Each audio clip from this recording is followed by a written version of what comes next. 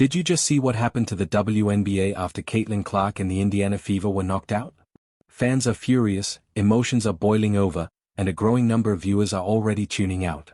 What was supposed to be the league's biggest breakthrough season has suddenly turned into a massive debate about star power, bias, and whether the WNBA can hold on to all the attention Caitlin Clark brought with her. 4 months, the league rode a wave unlike anything it had ever experienced.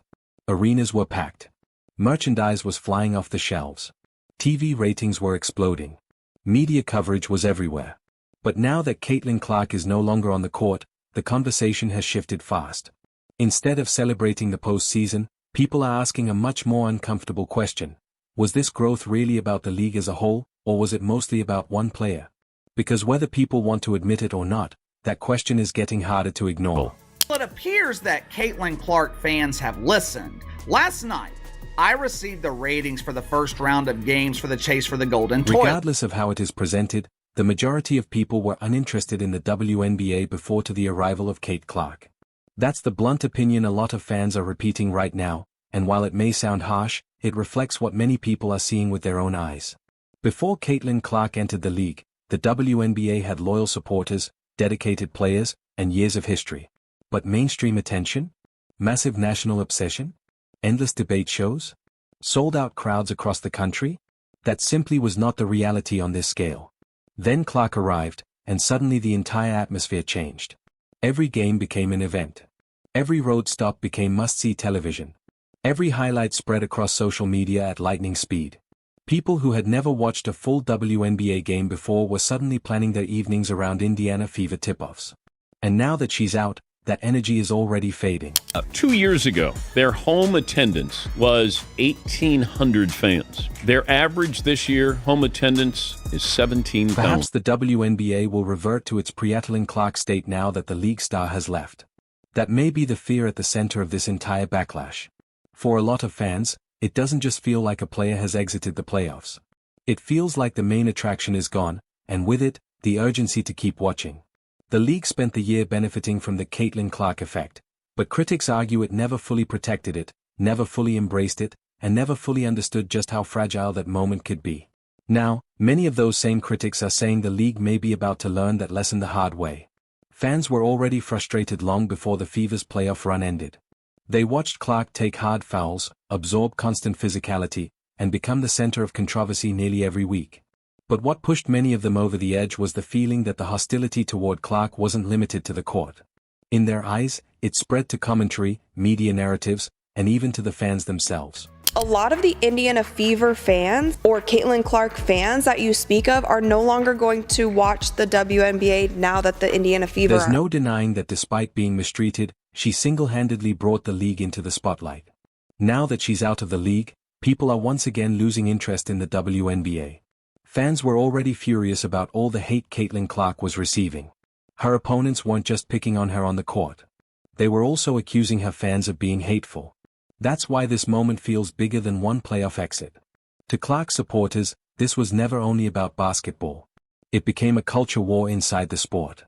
On one side were the new fans who saw a generational talent transforming the game in real time. On the other were voices insisting the attention was overblown, unfair, or disrespectful to the veterans who came before her. And as that tension grew, so did resentment. Instead of welcoming millions of new eyeballs to the sport, some people appeared more interested in policing why those fans had shown up in the first place. That was a mistake, according to Clark's backers, because those fans were the growth.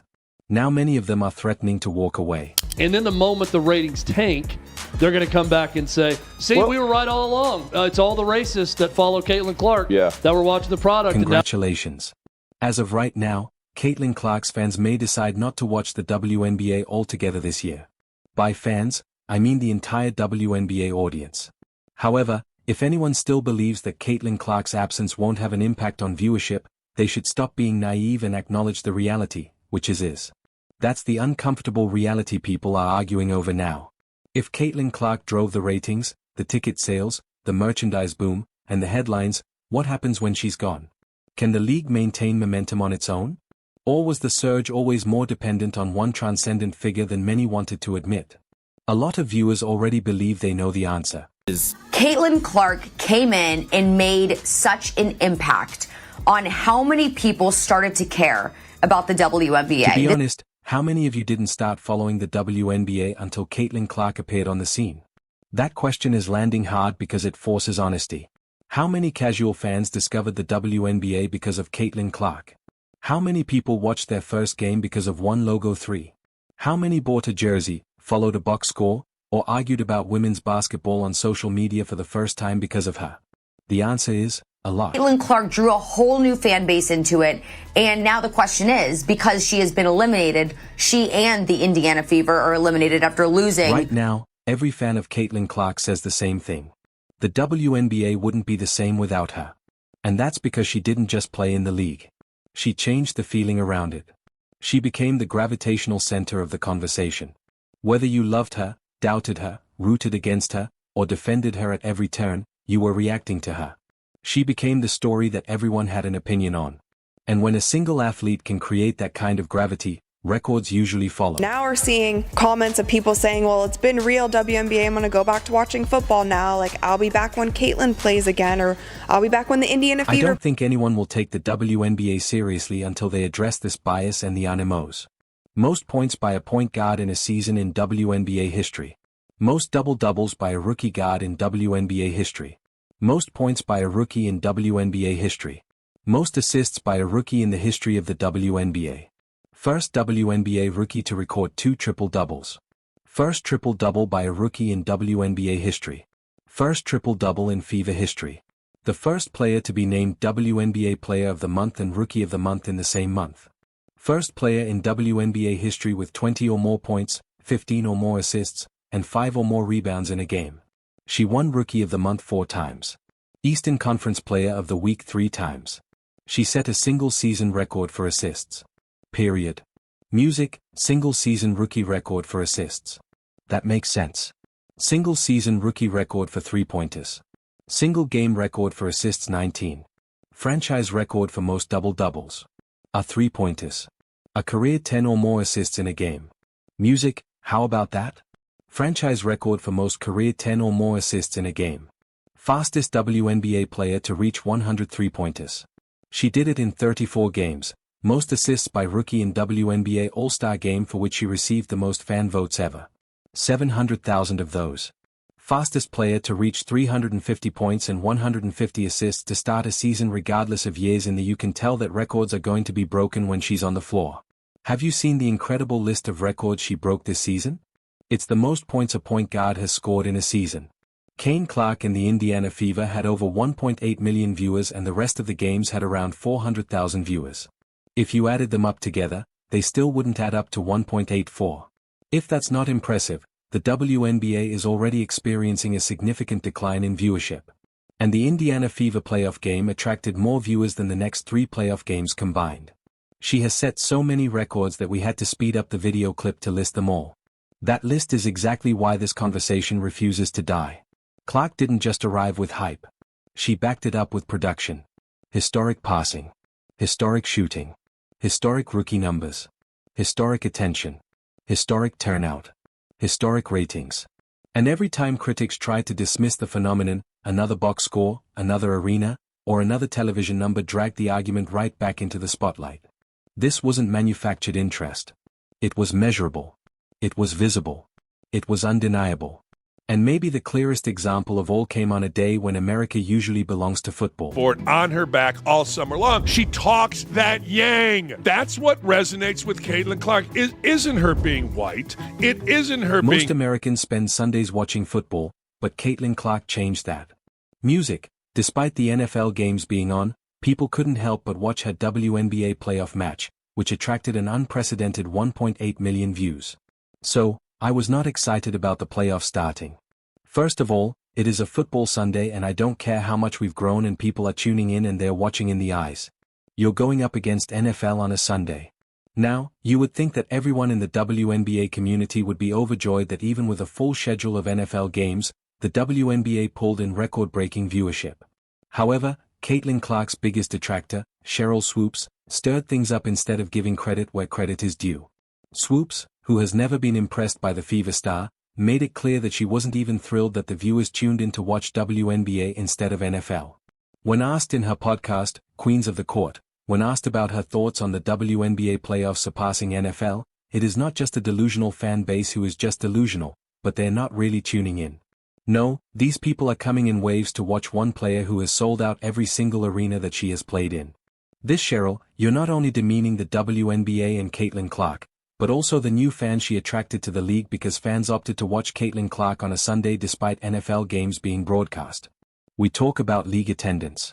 Music, the Indiana Fever. All right, with Caitlin Clark led the league in attendance both home and on the road. Fever averaged 17,035 at home, 15,000 on the road.